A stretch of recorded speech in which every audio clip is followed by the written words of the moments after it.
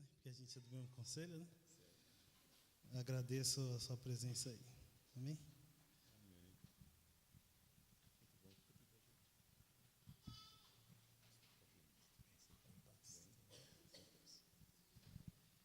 Pai eterno, nós queremos nesse momento tão especial do culto que prestamos a Ti, pedimos iluminação do Teu Santo Espírito na vida do pastor Sidney, Pai.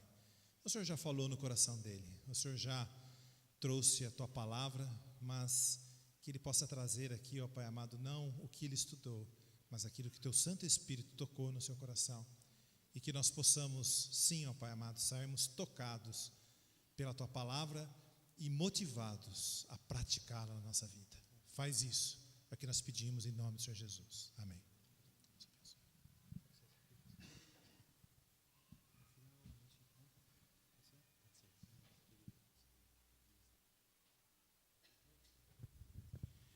Boa noite.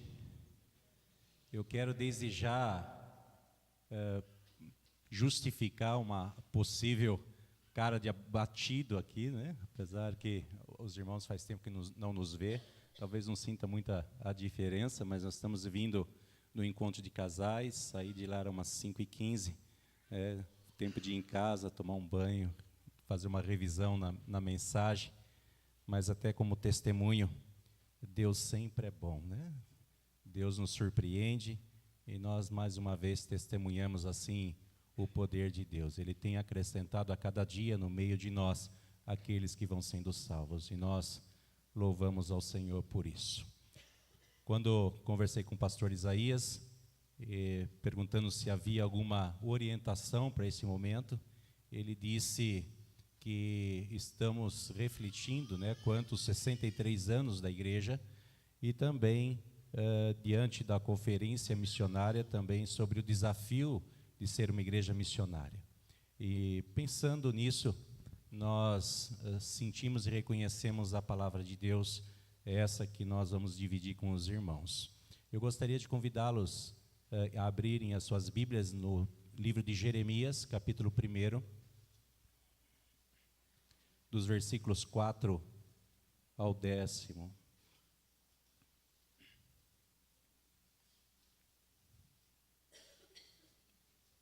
Profeta Jeremias, capítulo 1, os versículos 4 ao 10º.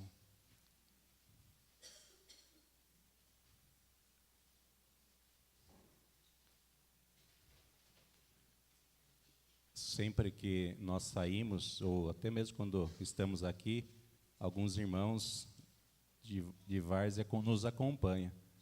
E aí o Luciano não pôde vir hoje e mandou as duas filhas para nos fiscalizar, para ver se nós viríamos aqui, porque eu não ajudei a descarregar o caminhão. Ele falou assim, deixa eu ver se é isso mesmo, né? Se ele vai pregar em Jundiaí. Então eu vou mandar a Carol e a Júlia lá para ver e trazer as mensagens, né?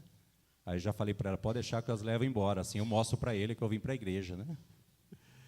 A partir do versículo 4, Jeremias capítulo 1, diz assim a palavra do Senhor, mesmo assentados, mas com reverência à palavra. A mim me veio, pois, a palavra do Senhor, dizendo, antes que eu te formasse no ventre materno, eu te conheci, e antes que saísses da madre, te consagrei e te constituí profetas às nações. Então lhe disse eu, Senhor Deus, eis que não sei falar, porque não passo de uma criança. Mas o Senhor me disse, não digas não passo de uma criança, porque a todos a quem eu enviar irás, e tudo quanto eu te mandar falarás. Não temas diante deles, porque eu sou contigo para te livrar, diz o Senhor.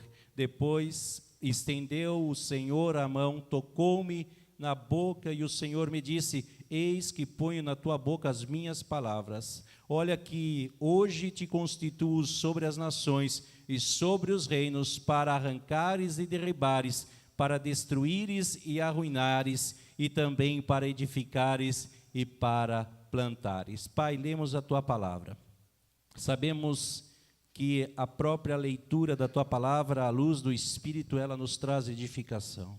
mas nós temos sede, Senhor, da Tua palavra. Nós queremos pedir, Senhor, que neste momento de culto, que o Senhor venha iluminá-la de uma forma especial aos nossos corações. Que a Tua palavra traga, Senhor, esperança, que a Tua palavra desafie-nos como igreja, Senhor, que a Tua palavra traga ânimo, Senhor, diante do chamado que o Senhor tem para nós como igreja do Senhor. Que o Senhor, assim, nos abençoe, em nome do Senhor Jesus. Amém? Diante dos 63 anos da igreja aqui em Jundiaí, eu tomei liberdade de pegar um trabalho que eu fiz quando estava ainda no seminário sobre história da igreja, e relembrando alguns pontos que marcaram a história e a trajetória da igreja de Jundiaí. A primeira que eu gostaria de destacar e trazer uma saudosa lembrança do reverendo Jairo e a dona Ana. Ele, liderando um grupo de 13 irmãos adultos e 13 menores, sentiram desafiados diante de Deus por algumas questões e inquietações em seus corações, a darem passos em direção àquilo que nós viríamos chamar da Igreja Presbiteriana Independente de Jundiaí. Eram oriundos da Igreja Presbiteriana de Jundiaí.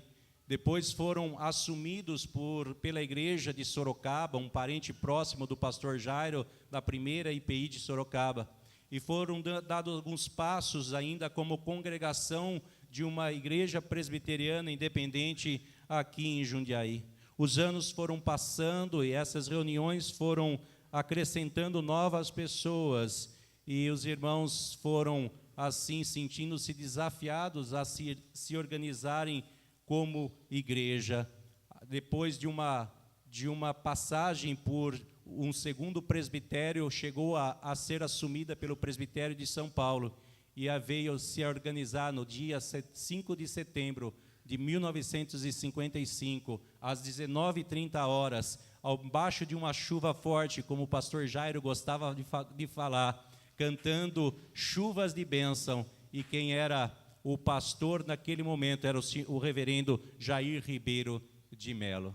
Uma noite marcante, talvez aqueles irmãos não teriam ideia daquilo que Deus faria através desse grupo ainda pequeno. Claro que com a inauguração o grupo já era um pouco maior, mas Deus tinha um propósito profético para a vida dessa igreja. Ela foi organizada ainda nas dependências da casa do reverendo Jairo, na Avenida São João, número 697, e ele falava, ainda está lá a casa. Talvez, e bem provável, não nas mesmas condições como era há 63 anos atrás, mas com certeza foi o início de um sonho, de um grupo de irmãos que reconhecia a necessidade de ter mais uma igreja que proclamasse o Evangelho na cidade de Jundiaí.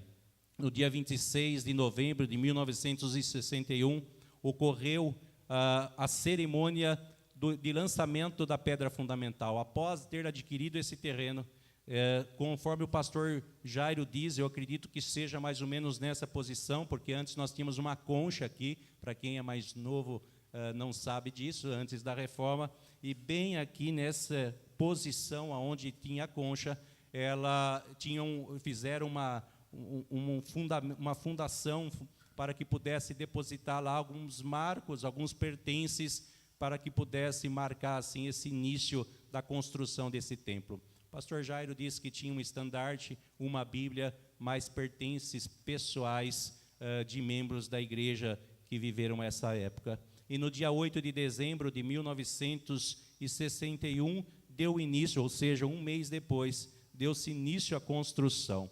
O primeiro projeto foi o que eles chamavam de área de ensino religioso, né? O prédio de ensino religioso era esse L, as salas e aqui o salão. Era um salão social que no início acontecia os cultos e as salas de escola bíblica. Para os mais novos também, talvez não tenha essa referência, mas o portão de entrada é onde está a dona Célia, era um hall de entrada, e o portão principal era aí. E aqui ficava todo lacrado, tinha uma porta na lateral que dava acesso para um corredor aqui. E após esse período, após a inauguração desse edifício religioso, aí eles deram um segundo passo, que foi a construção do templo. E no dia 25 de setembro de 1976, pouco mais de 11 anos como igreja, eles inauguraram esse templo em uma noite também abençoada pelo grupo.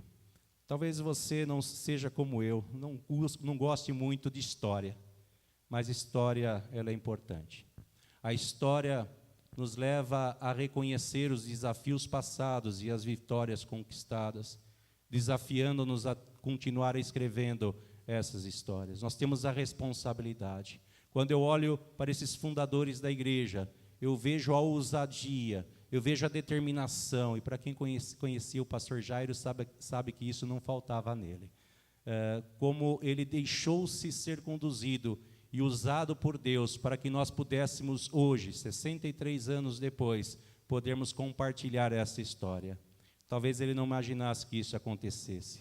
Eu lembro que nos 50 anos, a cerimônia de 50 anos da igreja, ele estava sentado no meu lado, e ele, de uma forma brincalhona, ele começou a desamarrar meu sapato para amarrar no outro pé. Ninguém imaginava que o pastor Jairo fazia isso, mas ele tinha essas molecagens. E eu batia na perna dele, eu falava, Jairão, velho de guerra. Que lembrança gostosa. Como é bom. Como também nós nos sentimos responsáveis de continuar com essa mesma determinação. Talvez nós não damos o valor devido para essa história, e nos sentimos como aquele filho mimado que recebe uma herança e não sabe valorizar aquilo que recebeu. Mas nós temos uma responsabilidade de continuar a permitir que esse legado continue tendo o seu efeito, de permitir que outras pessoas após a nós também possam falar, aquele moleque que fazia teatro na igreja, possa lhe contar a tua história, aquela menina de calça rasgada que veio testemunhar da bênção de Deus por emprego. Nós precisamos de continuar escrevendo histórias. Este é o meu desafio, esse é o seu desafio. E o texto que nós lemos fala sobre isso. E tomando o desafio também como uma igreja missionária, o Senhor nos chama para sermos profetas. O Senhor também nos escolheu desde o ventre da madre. O Senhor nos constituiu profetas das nações. O Senhor também tem esse desafio para mim e para você, diante do nosso chamado, diante dos dons que Ele tem nos concedido, também proclamarmos a palavra de libertação e de esperança aonde estivermos inseridos. O texto que nós lemos fala do chamamento do profeta, e o Jeremias, ele deixa para nós algumas instruções que eu acho que é pertinente para uma igreja que se sente desafiada como sendo uma igreja missionária. E eu quero tomar liberdade de substituir essa expressão, uma igreja missionária, usando a expressão de uma igreja profética, uma igreja que profetiza. E profetizar não é aquilo que talvez muitos tenham ouvido ou visto de forma desgastada, que é falar ou revelar aquilo que alguns usam, como sendo a vontade de Deus, mas sabemos que muitas vezes são as suas próprias vontades.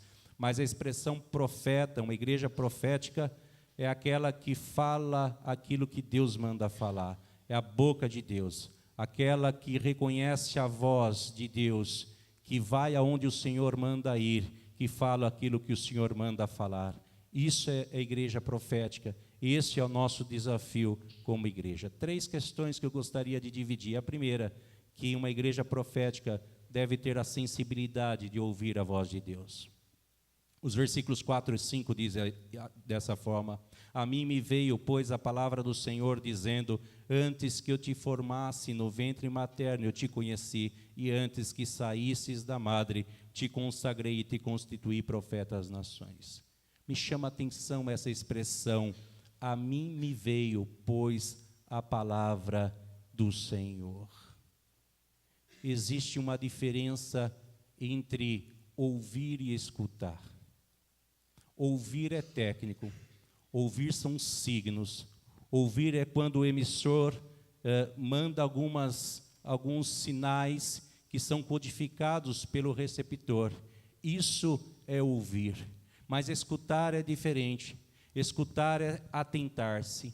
Escutar é remoer, é administrar, é se envolver com aquilo que você captou através desses sinais, é permitir que isso faça sentido, que isso traga à sua mente informações e permitir que o teu coração, as suas emoções se envolva com aquela informação. Isso é escutar. E o que Jeremias fez não foi só ouvir. E sabemos que nós ouvimos muitas coisas.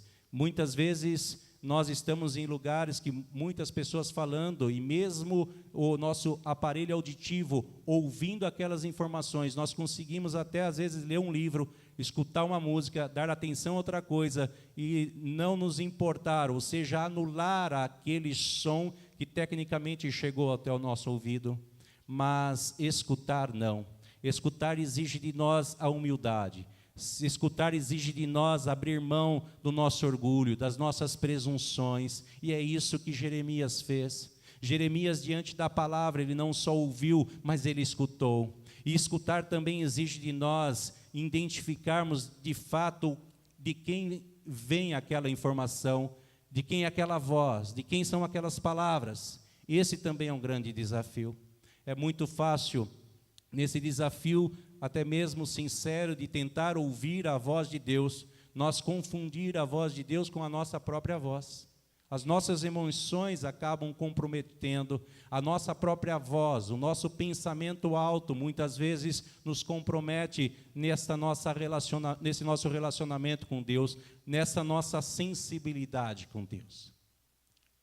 Mas Jeremias, ele conseguiu anular as suas emoções, e nós podemos perceber que, de fato, Jeremias, ele não tinha muita disposição, não, pelo menos ficou aparente no texto, muita disposição em querer se submeter a isso que ele acaba de ouvir. Talvez ele preferia, ou melhor, ter escutado, talvez ele preferisse ter somente ouvido, ao invés de ter escutado, mas ele se permitiu escutar, ele se permitiu deixar a sua voz, as suas construções, os seus pensamentos, as suas ideologias de lado, para para escutar a voz de Deus. Temos esse desafio. Irmãos, como é difícil. E falando nisso, eu confesso, como o Flamínio orou, que nós já tínhamos estudado a palavra e que Deus confirmasse. De fato, eu tinha estudado uma palavra. Eu tinha pensado em falar sobre o Setembro Amarelo. Eu tinha pensado em falar sobre o texto de Neemias, sobre a dor, o constrangimento, o peso dele ter recebido a notícia e o desafio de ele ter transformado aquela dor em oportunidade. Mas quando eu cheguei em casa, eu peguei novamente o texto, comecei a ler alguns outros textos, Deus incomodou meu coração, senti ser a voz de Deus para que nós pudéssemos meditar nesse texto. E eu estou dividindo isso com vocês pelo seguinte: pelo fato de que quando eu ouvi o Ministério de Louvor cantando, e eu já orientei e pedi para que o Abba pudesse cantar um cântico, e tenho certeza que o Abba já está entendendo porque eu pedi esse cântico. Quando eu vi o testemunho da Raquel, quando eu vi o testemunho do Mateus, quando eu vi o testemunho da Nicole, eu reconheci que era a voz de Deus. Eu estava preocupado, será que é a minha voz? Será que são as minhas emoções que estão querendo de alguma forma comprometer que, de fato, ouvirmos a voz de Deus? Mas Deus nos dá segurança, nos dá certeza, quando nós reconhecemos essa concordância no meio do povo de Deus. Era isso que Deus tinha, e nós precisamos de aprender, porque quando nós assim não fazemos, nós sofremos a apatia diante do chamado, nós sofremos o silêncio da igreja, e muitas vezes sofremos quando damos passo em direção a qual não era a vontade de Deus. Por isso, irmãos, como igreja profética, uma igreja que sente-se desafiada a ser uma igreja que testemunhe do Evangelho libertador e transformador, uma igreja que conta seus 63 anos de história, precisa desenvolver essa sensibilidade em escutar a voz de Deus. Segunda experiência que podemos dividir com Jeremias é que ele deveria ir e falar, deveria ir onde Deus mandava e falar o que Deus também mandasse. Como eu disse, Jeremias tentou meio que esquivar desse chamado. Como disse, talvez ele preferisse ter ouvido do que escutado, mas escutou. Agora, o que ele faria com essa informação? Ele poderia virar as costas e ignorar, mas ele também tinha a opção de se submeter. Talvez constrangido com o reconhecimento de ser a voz de Deus, Jeremias ele tenta justificar uma possível distância desse chamado, ou fugindo assim do seu chamado. Ele disse: Senhor, eu ainda sou jovem, eu sou uma criança e falo como uma criança. Os estudiosos acreditam que ele deveria ser um jovem de aproximadamente 23 anos de idade. De fato, era justificável a colocação de Jeremias, porque os profetas eram mais maduros, eram pessoas mais experimentadas, eles tinham a responsabilidade de proclamar assim a voz do Senhor e também ser visto pela comunidade como uma pessoa que pudesse trazer assim a segurança a partir da sua experiência até a tua idade. Hoje é assim, quando nós estudamos a expressão presbíteros, por exemplo, a expressão quer dizer ancião, pessoa de idade avançada, certo, Abacuque? Não tem nada a ver, né? Mas é um jovem experimentado, né? É um jovem maduro, e era essa expressão que a palavra presbítero, que é a expressão que a palavra presbítero nos traz, e também era o sentido que tinha na época a figura do profeta também. Mas o Senhor é quem escolhe, e o Senhor conhece também as nossas fragilidades. Mas eu gosto desse sentimento de Jeremias. Eu acho que é interessante, porque Jeremias, diante do seu chamado, ele olha para si mesmo e reconhece as suas fragilidades. Jeremias, com esse olhar crítico de si mesmo, ele percebe que ele precisava de algo a mais para se render a esse chamado. Ele reconhece que não poderia depender dele a prática deste ministério, desse chamado. Por isso que ele assim justifica. E nós precisamos de aprender com Jeremias. Nós também precisamos aprender a olhar para nós e reconhecer as nossas fragilidades. Eu uso o tablet, porque eu tenho um problema sério de visão. Se eu uma vez fui fazer um casamento e a luz estava baixa, eu não conseguia enxergar, mesmo imprimindo em uma folha, em uma pasta, eu percebi que o tablet, por conta da iluminação, ela facilita eu ler e acompanhar assim de uma forma mais segura a reflexão. Ou seja, é uma deficiência que eu tenho, e eu preciso, diante dessa deficiência, reconhecê-la e saber administrar. Aquilo que eu tenho como falha, eu preciso de instrumentalizar-me para superar ou para suprir esta dificuldade. Era que Jeremias estava colocando. Mas o Senhor, quando chama, Ele não olha as nossas imperfeições, mesmo diante dela Ele nos capacita. Ele fala assim para Jeremias: olha, não sei que você está preocupado, porque você não vai onde você quer ir, você não vai falar de você mesmo, você só vai onde eu mandar você ir, e você só vai falar aquilo que eu mandar você falar. O profeta tinha o desafio de proclamar a justiça e o juízo de Deus, e não poderia ser a sua própria palavra. Irmãos, nós somos falhos. Nós somos falhos como pessoas individuais, e somos falhos como igreja. Somos imperfeitos. E nós precisamos de reconhecer essas nossas imperfeições e nos apresentar dessa forma diante de Deus. E também temos a convicção que mesmo com as nossas imperfeições, é o Senhor que nos capacita, é o Senhor que nos envia, e é o Senhor que ordena aquilo que devemos falar diante desse desafio. Esse também é um grande desafio para nós. Precisamos aprender a desenvolver isso, como nós queremos muitas vezes imprimir a nossa colaboração. Nós, em Várzea, colocamos uns desafios, até mesmo por conta de algumas necessidades que nós tínhamos, que a liderança da igreja deveria, a partir de então, corresponder a alguns comportamentos, como presença na escola bíblica dominical, e algumas outras questões que nós entendemos ser imprescindível para um líder de igreja. E não poderia, de forma nenhuma, poder continuar em ministérios, como o Ministério de Louvor, trabalhar no Ministério de Casais e outros ministérios, se não tivesse esse comprometimento com o chamado. E no encontro de casais, nós tivemos uma redução muito grande da nossa equipe. Nossa equipe tinha 20 e poucos casais, e nós diminuímos para 15. E algumas pessoas ficavam com aquele sentimento, mas são poucas pessoas para trabalhar, será que vai dar certo, será que vai funcionar? E hoje de manhã nós fomos visitados um sentimento de gratidão de Deus ter agido, estar agindo em nosso meio, e veio o seguinte sentimento: o Senhor não age por conta das pessoas que estão ou deixam de ir, o Senhor age por conta da sua autoridade e poder, da sua própria vontade. A obra é dele, não é nossa. E quando nós entendemos assim, mesmo diante das nossas fragilidades, nós podemos nos render a esse chamado. Nós podemos nos render a esse comissionamento, como Jeremias também assim se rendeu. Irmãos, por isso nós precisamos descruzar os braços. Talvez você se veja como uma pessoa incapaz, com alguma dificuldade, talvez usando até essa expressão, mas ainda eu sou jovem, certo, Nicole, Mateus? Talvez se acham jovens e um pouquinho também jovem, a nossa irmã também, pode se sentir assim, e falar, poxa, por que eu?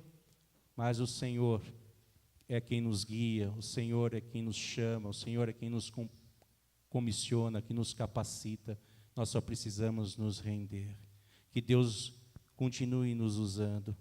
Quando nós olhamos para a história da IPI, nós vemos como o Senhor usou aquele grupo de 13 irmãos com seus filhos menores também, para que eu e você estivéssemos aqui compartilhando esse tempo de adoração e de louvor a Deus.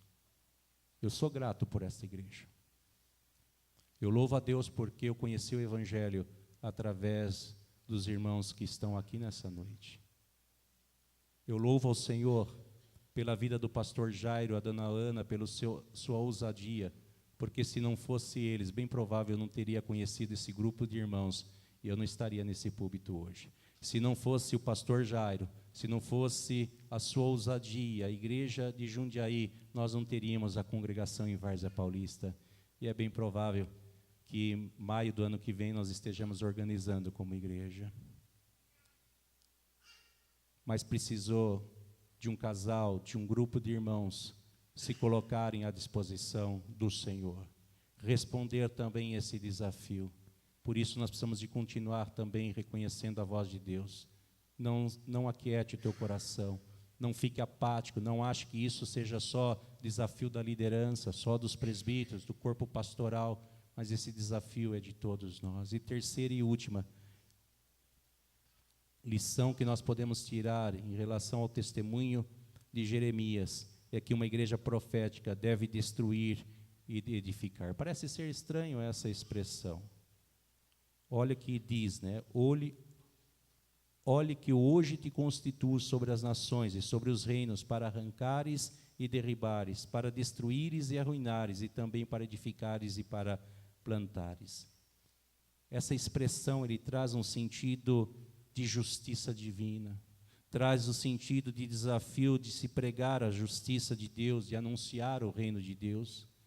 Era um momento de grande desafio, onde havia imoralidade, as pessoas eram idólatras, havia também falsos profetas falando supostamente em nome de Deus, mas estavam falando em nome dos seus reis. Eram profetas profissionais que estavam se deixando levar pelo poder constituído por homens. Era um grande desafio que a igreja se via e precisava se levantar de forma profética. E não é fácil anunciar a justiça e juízo de Deus. É um grande desafio, custa caro.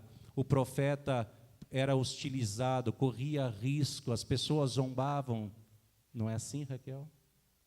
Mas quando o Senhor nos envia e manda nos cantar no ponto de ônibus, mesmo que achem loucura, isso leva a desconstruir o pensamento das pessoas, traga renovação, mexe com os seus sentidos, renova a esperança e traz a salvação.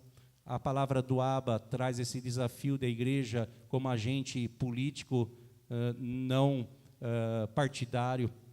Nós temos esse desafio, por isso precisamos de proclamar a justiça e juízo de Deus.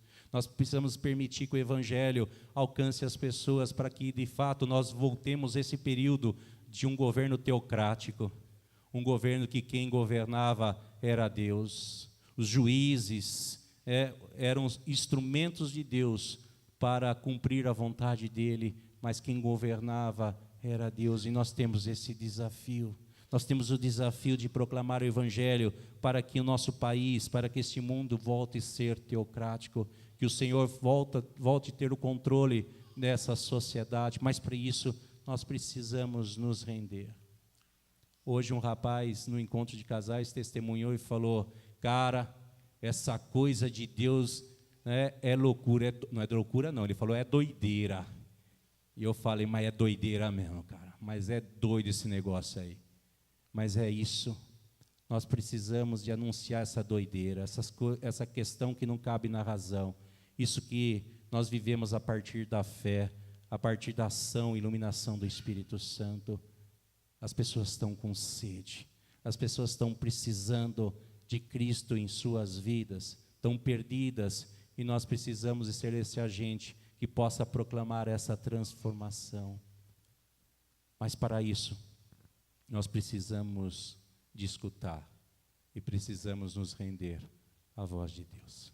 Que Deus possa assim nos abençoar. Que Deus possa permitir que continuemos a escrever essa história. Eu não sei quantos aqui vão estar, quando a igreja tiver 100 anos, para cantar o Sossegai. Aí não vai poder falar mais, Marisa, que as crianças cantavam esse cântico. Daqui 40 anos vai ser muito diferente. Nós vamos lembrar desses corinhos, bem provável. Pelo menos algumas crianças, tipo a filha da Jaqueline, que está vivendo no meio da igreja, vão lembrar, olha, eu estava lá quando a igreja completou os seus 63 anos de história. Mas nós precisamos continuar construindo essa história. Que Deus continue abençoando. Eu tenho um sentimento de gratidão e de adoração ao Senhor. E eu acredito que você também é desafiado a olhar dessa forma que eu gostaria de dividir. Eu louvo a Deus, louvo mesmo. Em muitos lugares que eu vou, eu compartilho com emoção e gratidão a Deus, como essa igreja foi ousada na minha história. Eu fazia parte de um grupo de teatro. A igreja me convidou sem conhecer para participar de uma peça de Natal. Depois eu usei o salão da igreja para ensaiar do nosso grupo. Eu vejo quanto aqueles irmãos foram ousados naquela época. E depois que nós nos convertemos, nós temos uma tendência em querer fechar a porta que um dia foi aberta para nós. Depois a gente vai criando instrumentos para poder impedir, como nós já vimos, às vezes as pessoas incomodam até porque a gente empresta o banheiro da igreja para que pessoas garis usem a igreja, para que moradores de rua tomem banho, ou para que feirantes usem o banheiro da igreja. Nós precisamos de rever a nossa caminhada como igreja profética. Entendi o nosso desafio. E sermos ousados. Clamarmos pedindo esse avivamento. Nós ficamos 40 dias ministrando sobre avivamento na igreja. E a gente tem um problema com essa palavra, né?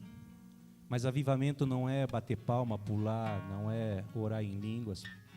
Pode ser consequência do avivamento, do verdadeiro avivamento. Pode ser uma forma de expressar a sua fé.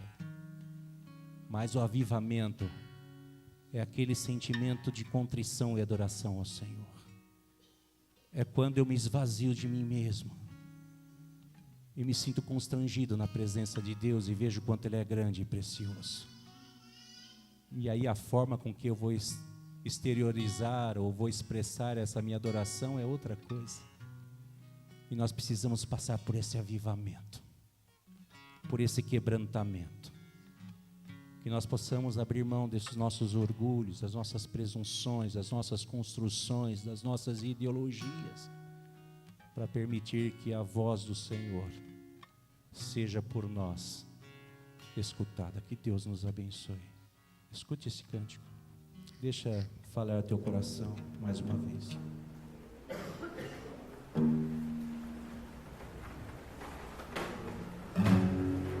Como Isaías e os serafins, com brasa viva purifica-me, limpe os meus lábios para te servir. Eis-me aqui, envia-me a mim. Como Isaías e os serafins, com brasa viva purifica-me, limpe os meus lábios para te servir. Eis-me aqui, envia-me. Você pode fazer esse cântico a tua oração? Vamos ficar em pé. Isaías e os serafins, com brasa viva purifica-me, limpe os meus lábios para te servir. Eis-me aqui, envia-me.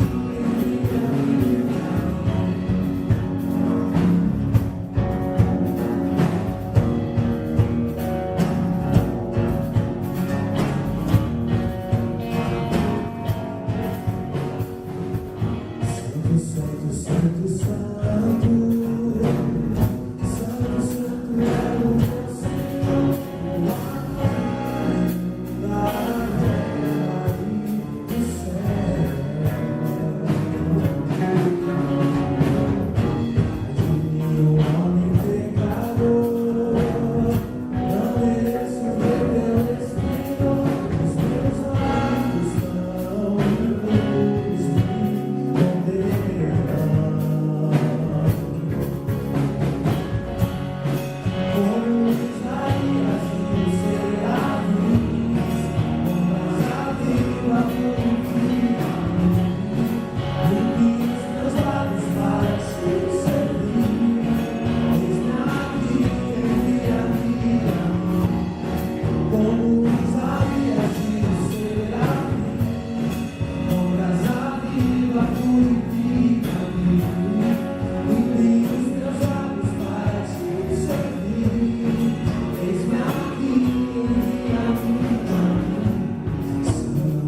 Santo, santo, santo,